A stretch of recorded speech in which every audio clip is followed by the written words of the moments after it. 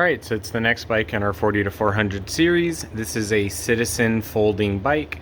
It has a 1x6 drivetrain, has a nice Shimano, I think these are Revo Shift, so a really nice shifter up front. It's their like core package there. Pretty nice overall. The only thing I've changed so far, before I started recording, was that the front wheel was this black tire, but the rear was this gum wall. And in fact, he gave me the other gum wall that went along with it. Definitely dirty, had some sidewall damage, so we're not going to use it after all. I had a spare. It's a little bigger. I think the front's a 20 by 195. This is a 20 by 2.25, I think, or maybe a 2.1.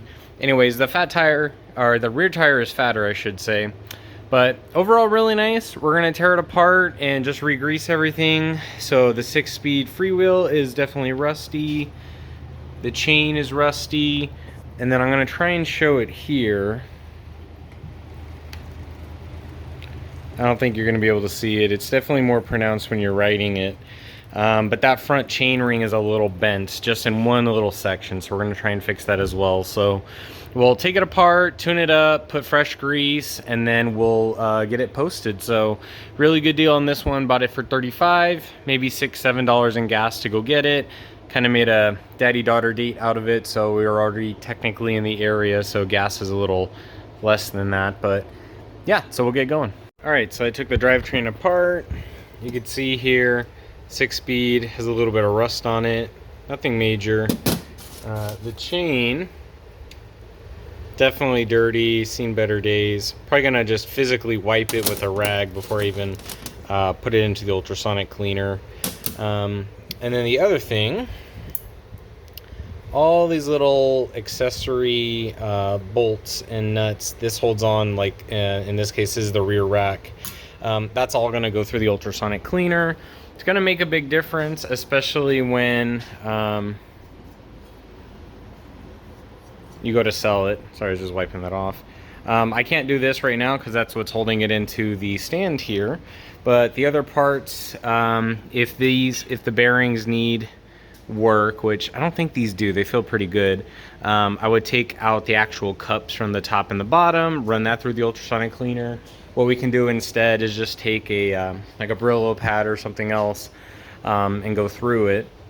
But I did want to show, now that the chain is off, you could see it. I'm trying to do this one-handed. You can see there's a wobble there.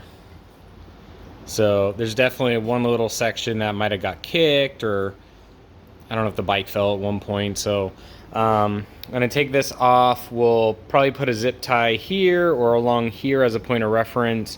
We'll spin it, and then wherever it's off, we'll just try and gingerly bend it backwards. But again, overall really nice. I'm gonna now remove the rear derailleur so we can get to the pulleys. This spring's a little rusted. But yeah, overall pretty easy. All right, so I'm trying to get a good setup here to show you. I mounted the zip tie up here as a reference point, and you can see as the teeth progress, it is now covering it, going back, and then up here. So right about here is where it's bending out towards me, because the majority of the chain ring is right about there. So in this section here, I'm gonna bend it that way, and then the rest of it seems fine. So we're gonna grab a pair of channel locks here. I call them channel locks. I think that's just the name of the actual brand. But so up here, I'm gonna point my reference, get these set.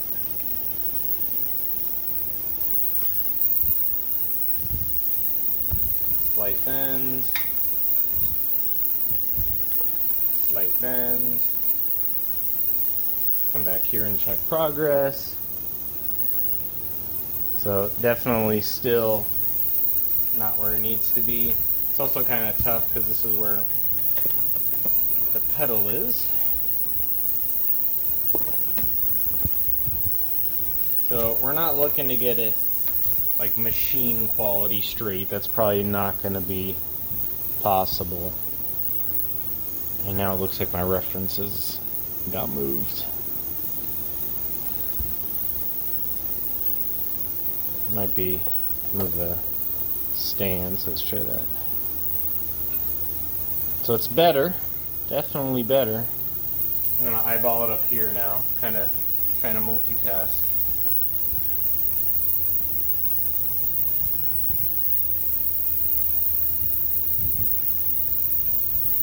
It's way better than what it was, so I'm happy with that. I'm gonna tear it apart now so we can get to the bearings here in the bottom bracket, put some fresh grease. That way I know it's good to go. It feels good, but I really don't want to chance it, especially if I end up keeping it. Obviously, it's something I want to keep for a long time, or whoever's going to have it can enjoy it. So even though it feels good, it's probably some grease in there that still has some life. I'm going to feel better knowing that we've taken it apart, so we'll do that next. Alright, hopefully this will go smoother than the last time I tried to show this. But there is a lock ring on here that is holding the cone, and then the cone's obviously here in the bracket, or the cup I should say in this case. It looks like a cup. And so use a tool like this, has these 3 points, it'll engage here, also has just a single on the other side.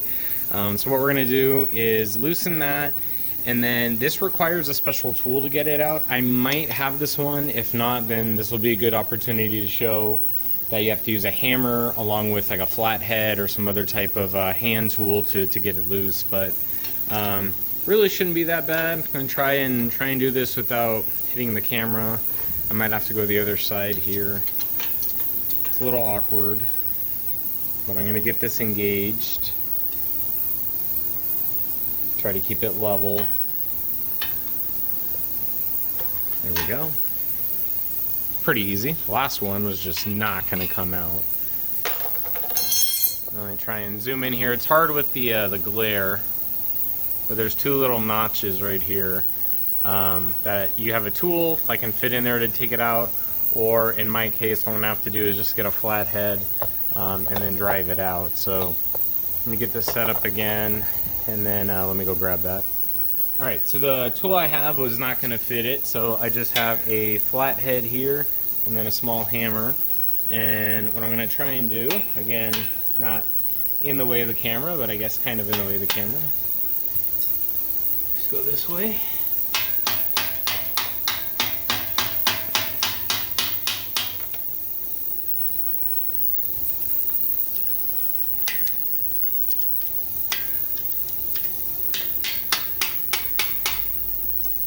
And there we go. Now it's hand tight or loose in this case, since I'm taking it off.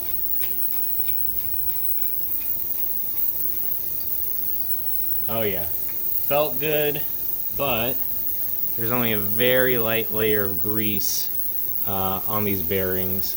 I'm assuming the same thing on the other side. So this will be a good check to make sure. And yeah, hard to see again, but there's a very light layer of grease. Some debris in here, looks like cobwebs, hair maybe even. So we'll get this run through the ultrasonic cleaner just like the rest of the parts, and then we'll put it back together and re-grease it. Alright, progress update on the first parts we had put in. The Freewheel's looking pretty good. Still got a little bit of rust up on the top, but everything else is looking really nice. The hardware is coming out pretty nice as well. Try and pick one of these up. You can still see it's a bit rusted, but some of these other ones are coming out nice too. So, and then same with the chain, looks a lot better. There's still a little bit of rust spots on it. So that wasn't even a full 30 minutes. It's hard to read, but that's 7:36, which means it was in there for 22.5 minutes out of 30. So we'll put it in for another cycle, and then once that's done, we'll run the crank, the bearings, and then the derailleur as well. But that's about it. So once that stuff's done, we can start putting it back together. So yeah, while that's happening, might go grab some refreshments or something, and then we'll come back and try. Alright, so final examination here. Looks pretty good. Got most of those rust spots out. The next segment, I'm going to rebuild this one. I know I've shown it in a few videos, but just so you don't have to go searching through, I'll show how to rebuild this in terms of re-greasing it. Chain came out looking nice. This will be re-greased once we put it back on the bike. Also was able to fit in the rear derailleur. Looks pretty much brand new. Try and show one here. Probably not the best example. This one's spinning freely, but now that I look at this one, probably gonna want to take that off and clean it. With the ones that don't have any bearings, it's usually pretty safe just to put them in. You can see this one still has a little bit that I need to wipe off here. So maybe I'll still pull these jockey wheels off or let it sit again. Hardware came out looking pretty nice. Obviously there's pitting from the rust, but the actual bolts and everything look a lot better. It's better than that bright orange rust color. And then moving over here, let me pull them up. Bearings are good. The cup looks pretty good as well. Very little pitting inside, so that'll get better with the grease. Obviously it'll be less friction, but it's better than nothing. And then the actual crank itself, so pretty nice, pretty easy. All told, about 35, maybe 40 minutes worth of the ultrasonic cleaner. During that time, I was able to actually go and wipe down the bike some more, clean it up. So, yeah, I took a wire to some of the other components so it could clean off the rust. So we'll be able to start putting it back together now. Like I said, we'll start with the Freewheel so that we can show how to re-grease it. So it might be a little counterintuitive, but to actually get this taken apart, we have to put it back on the wheel. The reason is because we need to move this lock plate clockwise, but when you move it in that direction, so imagine I'm not spinning this, but trying to move the center here, there's no resistance. So what you want to do is get it so that you can actually have the resistance. So I'm going to mount it up here. And you can use a chain whip to get it tighter. I've honestly never really had that many issues trying to do it this way. So there's little holes, little dimples here on either side. Some of them have more. And you can use a spanner tool. I honestly should probably just invest in one at this point. I've done so many of these. I usually just take a flat head or some type of like a punch, and then I will hit it. So this one's already pretty loose because of the ultrasonic cleaning. I think it really helped get out all that gunk. So I'm just going to turn it a few times. I'm not going to take it all the way off, because now what I need to do is actually remove it. So I want to keep it all in one piece. I'm going to grab. Of course, I wasn't ready for this. Grab my wrench. Get it set up here. And I'm going to very carefully take it apart. And usually at this point, I'm going to lay it flat. You don't want to loosen the top ring too many times, because then what's going to happen is you're creating too much of a gap between the bottom and where it's latched on here. So I'm going to hold it together. So I'm pushing on the bottom. So I'm pushing on the middle and the bottom to hold everything together. I'm going to put it up here on the cloth, and then we'll reposition. Alright, so I've repositioned it. I have a cloth ready. I use yellow just because the stainless steel will stand out if I start dropping ball bearings anywhere. I also have my tray ready. I'm going to put the top on one side and then the bottom bearings on the other. You could also, if you don't have a method to just keep them separated, count so you know how many are on the top and how many are on the bottom. So yeah, just going to continue taking it apart.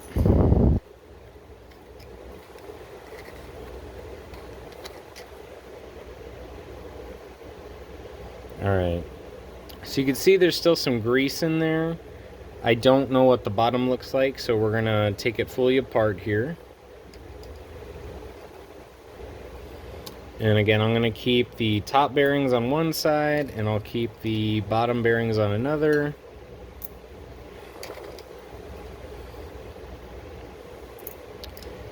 And I think I forgot to mention, I did add a little bit of grease and lubricant to the bike when I originally got it, just as a, I usually do this as a best practice in case, you know, there's absolutely nothing in there, which is typically the case. So I think this is the grease and the dry lube that I had pushed down into there. So I'm just going to go around the side, make sure I'm not missing any, and there was one more. All right, so now I'm going to very carefully lift this up.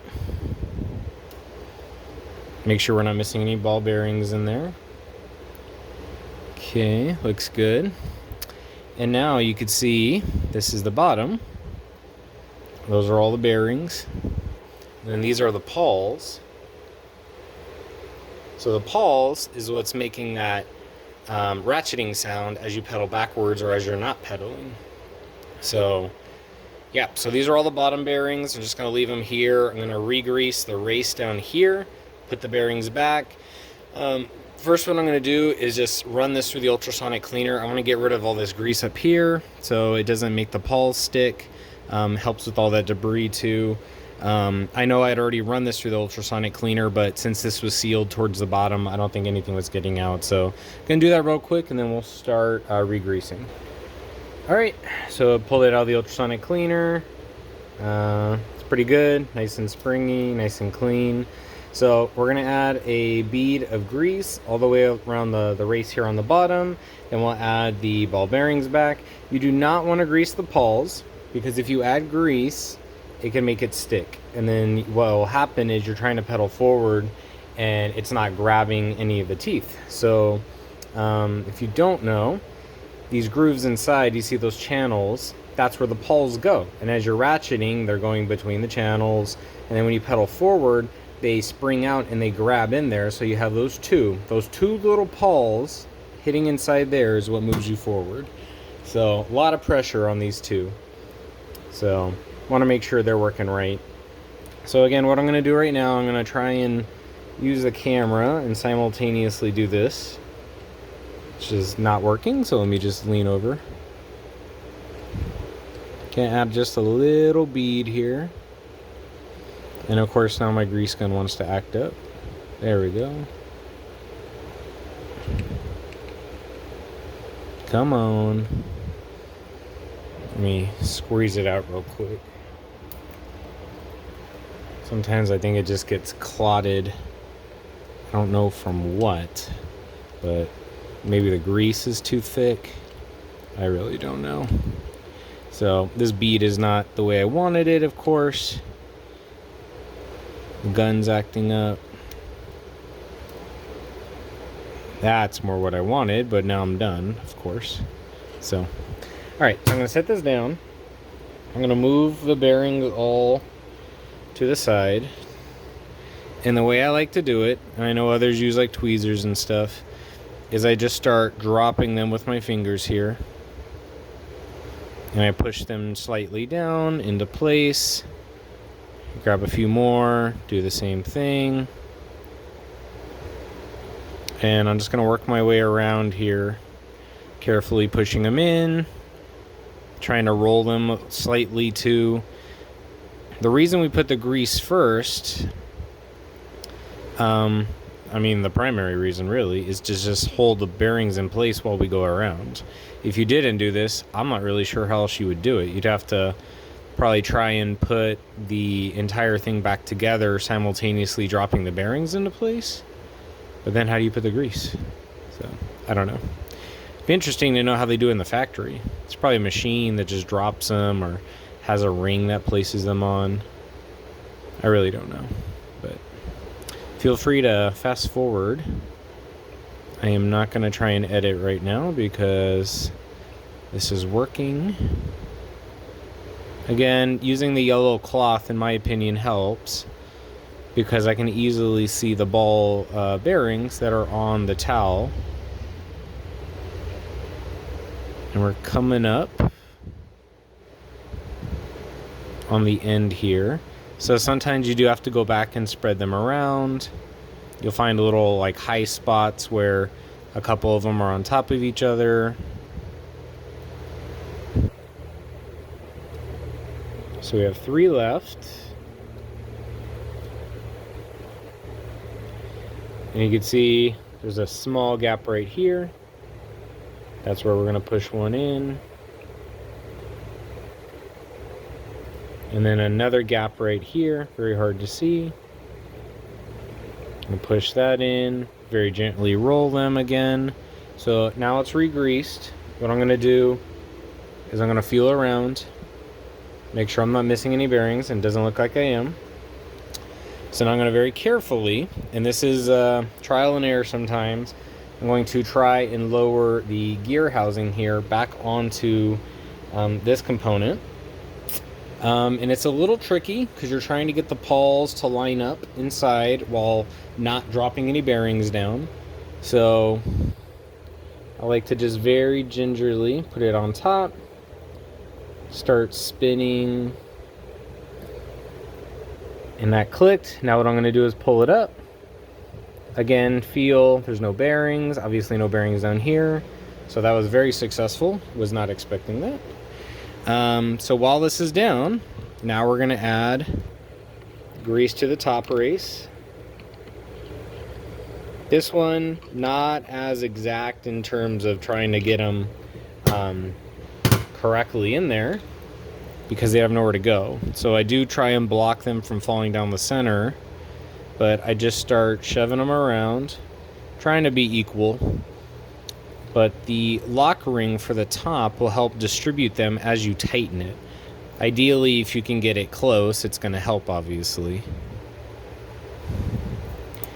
And these have that grease that I had applied earlier to test out the bike, so don't really feel a need to wipe off the grease they already have.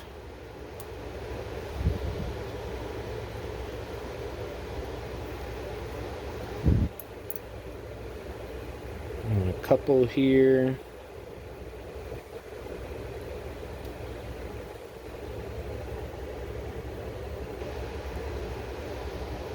And then there's one actually in the gearing I have to grab. I can see it. Oh, and I dropped one, so let's make sure we pick that up. And the other one's right here. Okay. So I'm going to just drop that down. Again, these will settle as you start tightening it. So this race is clean. And just drop it on here. And this can take a few tries. You got to try and keep the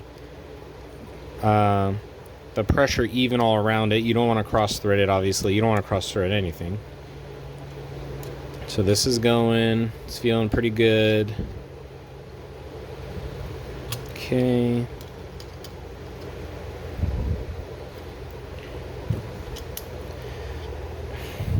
And then I'm going to just get this tight like this, and then I'll hit it with the hammer. Don't want to use that one, it's obviously slipping. So let me hit this. Again, awkward trying to hold all this.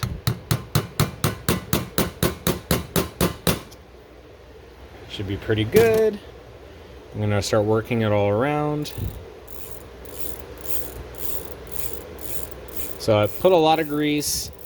I like putting a lot just because it'll help with the longevity of the internal components there.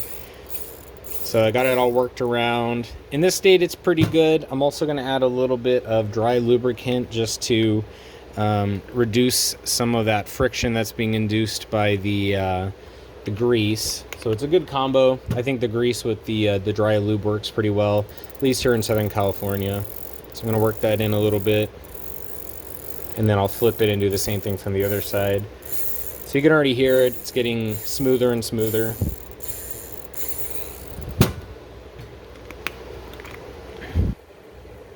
Drop it around this bead as well.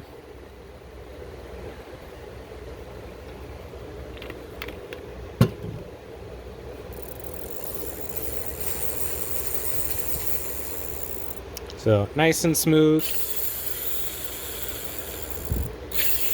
Got the grease in there, some dry lube. Should be good. Should get some more life out of this one for sure. So the video was getting a little too long as it is, so I ended up just putting the bike back together. I did not put the chainring guard on. It just really serves a purpose so it doesn't fall off. I'm gonna see how this goes. If anything, I saved it. But yeah, looks really nice overall. Didn't really have to do anything to the front end. The front tire felt good. You can see the derailleur looks great. The chain looks great. That 6-speed, still a little bit rust in like one spot, but I'm gonna put a little more oil to protect it. But overall, really nice. Get it spun up here. Nice and smooth. The crank feels really good as well. I didn't show it, but this is extremely smooth now compared to before. But yeah, so I'm gonna take it out, set up for the obligatory test ride, and then we'll run through the numbers. All right, so this is what it looks like.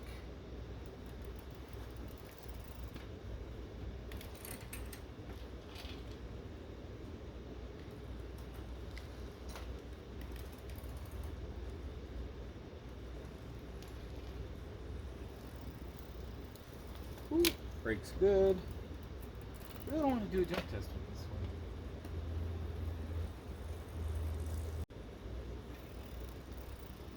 Yeah, so no jump test with this one, but really nice overall. And let's go through the numbers. So to run through the numbers, the bike cost us $35. I'm estimating about $7 in gas, $6 in parts, being mainly the spare tire we swapped on, and then the grease and oils and stuff like that. So our total, roughly 48. Sales, I'm estimating 120 to 160. These bikes go brand new for 400, so I'm going to really push hard to get at least 100 for it. So profit potentially 72 to 112. Spent about 3 hours, which means our hourly rate is about 24 to 37 or more, depending on how much we get for it. So looks really nice. Can move the phone stand, help out here. But yeah, we'll see. I might end up keeping it myself. So I wonder how much I'll pay myself for it, or if it'll just be at cost. But really nice overall. Hopefully somebody or myself gets to use it.